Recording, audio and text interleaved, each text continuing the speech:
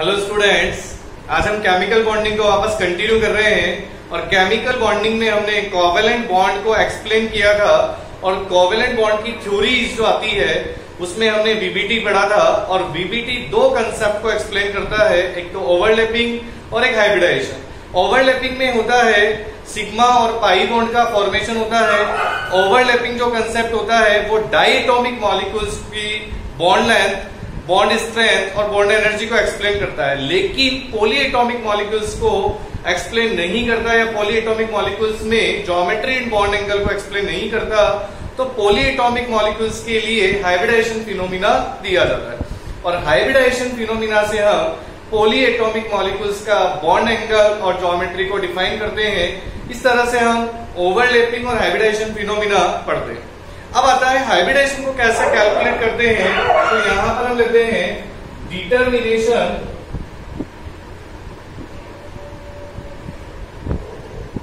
Determination of hybridization stage, determination of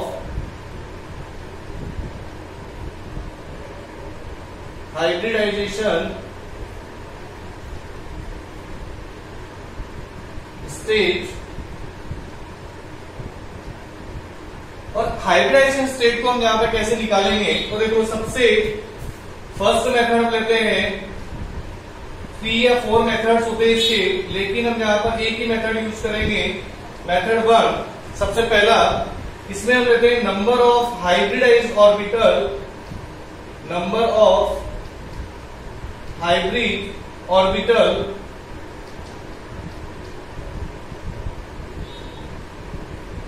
number of hybrid orbital is equal to होता है number of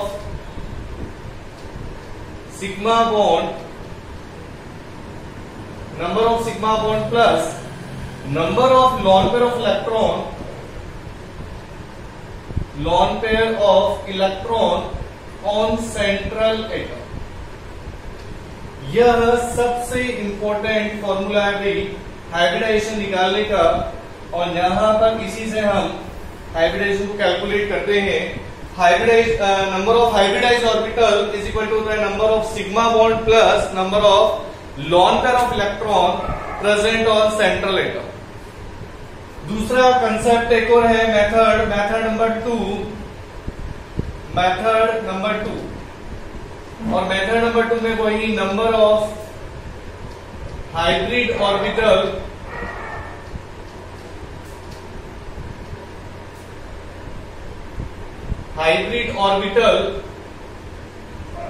is equal to, यहां पर हम लेते हैं 1/2 is equal to number of valence electron plus m होता है number of monovalent atom minus cationic charge plus anionic charge. इससे भी हम हाइब्रिडाइजेशन को निकाल सकते हैं। यह सेकंड मेथड आता है हाइब्रिडाइजेशन निकालने का। अब हम दोनों मेथड से हाइब्रिडेशन को कैलकुलेट करना बताएंगे।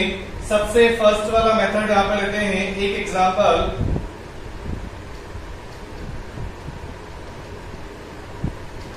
देखो इसमें ये तो क्लियर ही है, V क्या है यहां पर, number of valence electron, number of valence electron. M क्या है यहां पर, M is equal to number of monovalent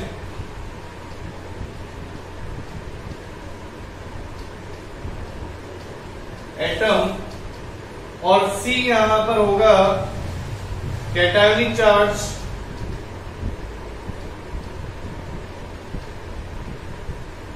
और A यहां पर जो होगा वो होगा एनायनिक चार्ज।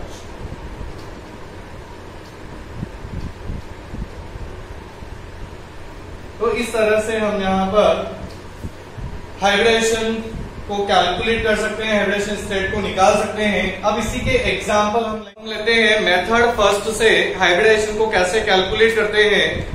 तो उसके example 1,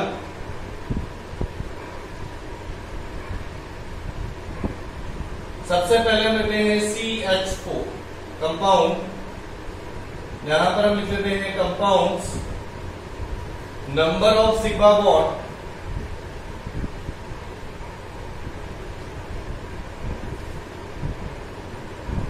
plus number of lone pair of electron is equal to hybrid orbital. और हाइब्रिड ऑर्बिटल के अकॉर्डिंग हम हाइब्रिडाइजेशन को डिटरमाइन करेंगे। तो देखो कार्बन से CH4 और CH4 में 4 सिग्मा बॉन्ड है। नंबर ऑफ सिग्मा बॉन्ड कितने होंगे 4 और 4 सिग्मा बॉन्ड है, 0 लॉन पेयर ऑफ इलेक्ट्रॉन है, तो हाइब्रिड ऑर्बिटल हो जाएंगे 4 और इसका हाइब्रिडाइजेशन जो होगा वो होगा sp3। हाइब्रिडाइजेशन क्या हो जाएगा sp3 हाइब्रिडाइजेशन। उसके बाद में नेक्स्ट सेकंड हम यहां पर लेते हैं NH3। देखो NH3 लिया और NH3 में नाइट्रोजन के वैलेंस शेल में नंबर ऑफ इलेक्ट्रॉन कितने होते हैं 5 में से 3 के साथ में 3 हाइड्रोजन के साथ में बॉन्ड बना रहा है, एक लॉन पेयर ऑफ इलेक्ट्रॉन है, तो 3 सिग्मा बॉन्ड या 3 bond pair of electron 1 lawn pair of electron, total number of hybrid orbital 4, तो इसका हाइब्रिडाइजेशन भी क्या हो जाएगा sp3। उसके बाद में आता है थर्ड, यहां पर लेते हैं H2O। थर्ड हम यहां पर लेते हैं H2O और H2O में यहां पर आता है 2 bond pair of electron OH bond और यहां पर आता है 2 लॉन पेयर ऑफ इलेक्ट्रॉन और यहां पर total number of hybrid orbital होंगे 4। हाइब्रिडाइजेशन हो जाएगा sp3। क्यों?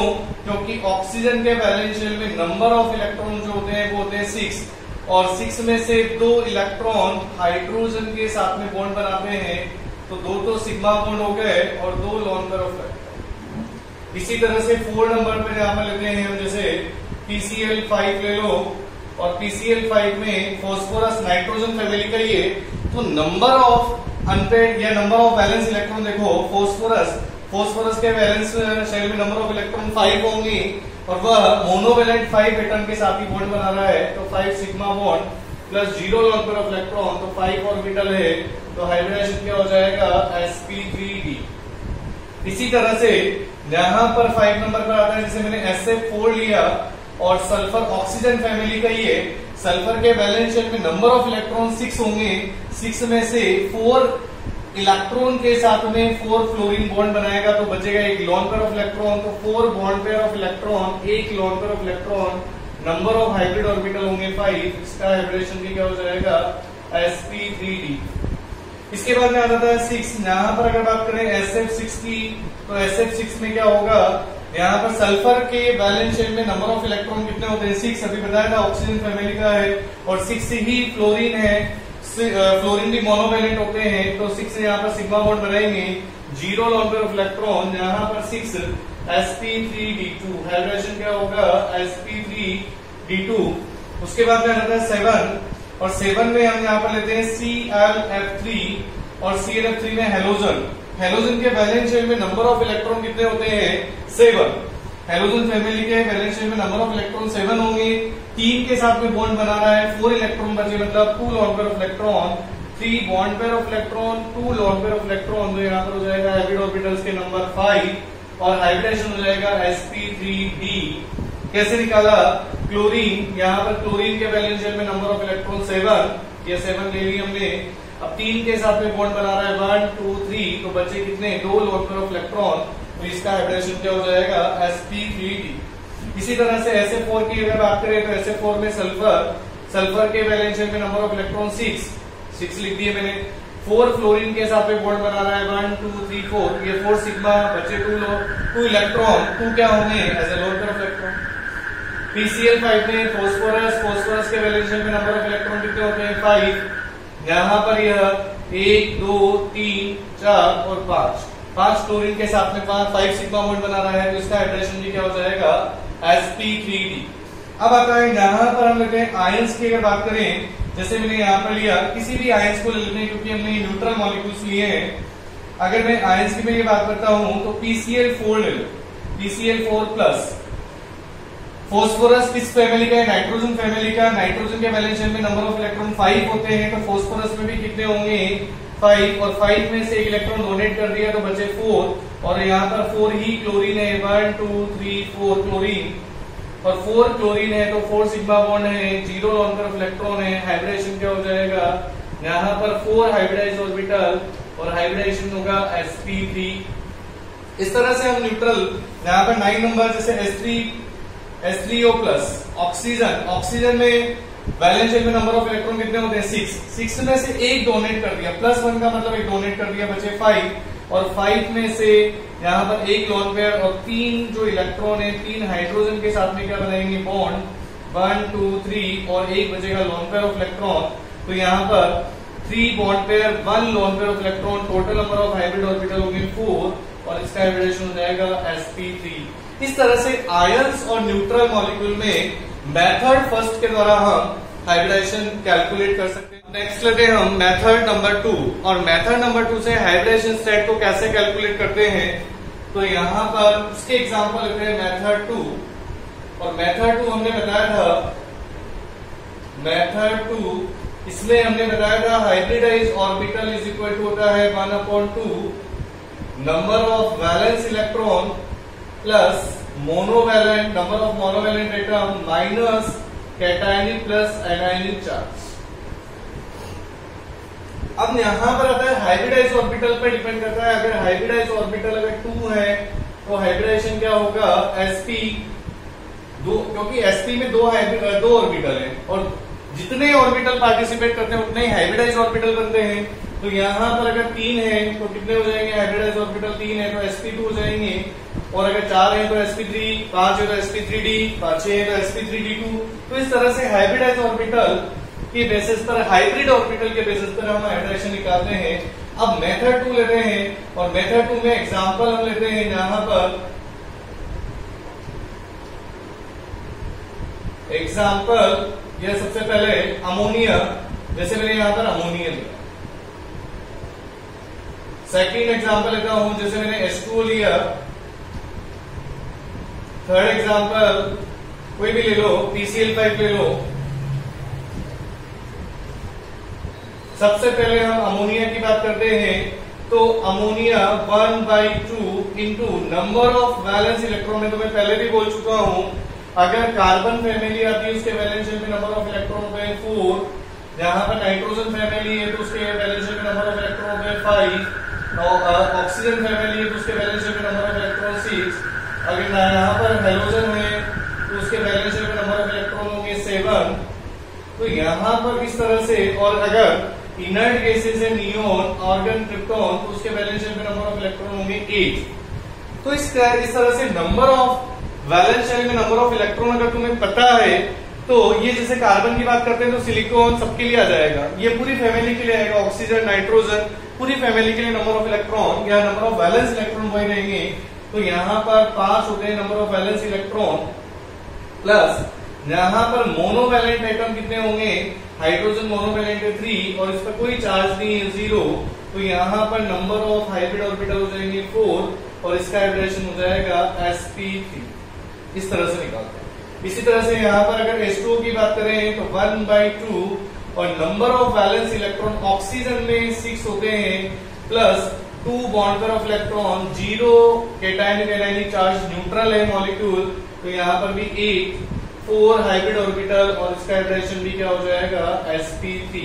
उसके बाद में अगर PCl5 की हम बात करते हैं तो 1/2, और फोस्फोरस नाइट्रोजन फैमिली का, इसके वैलेंस शेल में नंबर ऑफ इलेक्ट्रॉन होंगे 5, और यहाँ पर मोनोवैलेंट एटम भी होते हैं क्लोरीन, वो भी कितने होंगे? 5, कोई चार्ज नहीं है, न्यूट्रल मॉलिक्यूल है 10, और 10 इज इक्वल टू 5, जहां पर हाइब्रिडेशन हो जाएगा sp3d।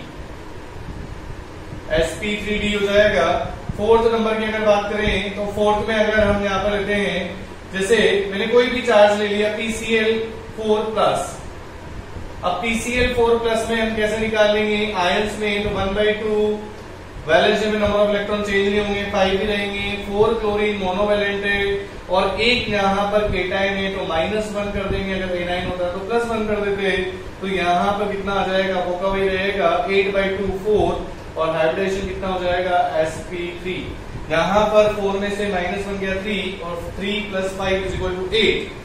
इसी तरह से 5 नंबर पर हम यहाँ पर लेते हैं, जैसे मैंने H3O+ लिया ऑक्सीजन फैमिली का, और ऑक्सीजन फैमिली की अगर मैं बात करूं तो 1/2 ऑक्सीजन के वैलेंस शेल में नंबर ऑफ इलेक्ट्रॉन क्या होंगे 6। यहाँ पर monovalent atom hydrogen 2 -1 plus charge है तो -1 करेंगे = हो जाएगा ये 7। अब देखो यहाँ पर ये 1 तो यहाँ पर 3 है, यहाँ पर मोनोवैलेंट एटम 3 और 3 में से -1 2 तो यहाँ पर 8/4, यहाँ पर हाइब्रिडेशन क्या हो जाएगा sp3। कर सकते हैं इस तरह से। नेक्स्ट हम यहाँ पर लेते हैं 6। अगर मैंने यहाँ पर ले लिया ICl3 या ClF2-, कैसे भी ले लो उसको, एक ही बात है। यहाँ पर ClF2- तो 1/2 क्लोरीन के वैलेंस शेल, क्लोरीन कौन सी फैमिली का है, हेलोजन फैमिली का, हेलोजन फैमिली के वैलेंस शेल में नंबर ऑफ इलेक्ट्रॉन 7 और यहाँ पर मोनोवैलेंट एटम है 2 और -1 है, नेगेटिव -1 है तो क्या करेंगे +1। टोटल नंबर ऑफ इलेक्ट्रॉन कितने होंगे 10 और 10 को डिवाइड किया 5 और यहाँ पर हो जाएगा sp3d। इसी तरह से यहाँ पर लेते हैं 7 I3+ और I3+ में 1/2 में सेंट्रल एटम आयोडीन है और बॉन्डेड एटम भी आयोडीन है 2, तो सेंट्रल एटम में 7 इलेक्ट्रॉन प्लस बॉन्डेड एटम 2 है और +1 है तो -1 कर देंगे यहाँ पर, और यहाँ पर इसका हाइब्रिडेशन हो जाएगा हाइब्रिड ऑर्बिटल 4 हो जाएंगे, इसका हाइब्रिडेशन होगा sp3। 8 नंबर I3+ या I3- और I3- में हम यहाँ पर लेते हैं 1/2 और 1/2 में यहाँ पर 7, यहाँ पर वही बॉन्डेड एटम 2 और यहाँ पर ये +1 10 और 10 का कितना हो जाएगा 5 और यहाँ पर हाइब्रिडेशन भी हो जाएंगे sp3d। तो इस तरह से यहाँ पर हम आयंस में, न्यूट्रल मॉलिक्यूल्स में सेकंड मेथड के अकॉर्डिंग हाइब्रिडेशन को कैलकुलेट कर सकते हैं।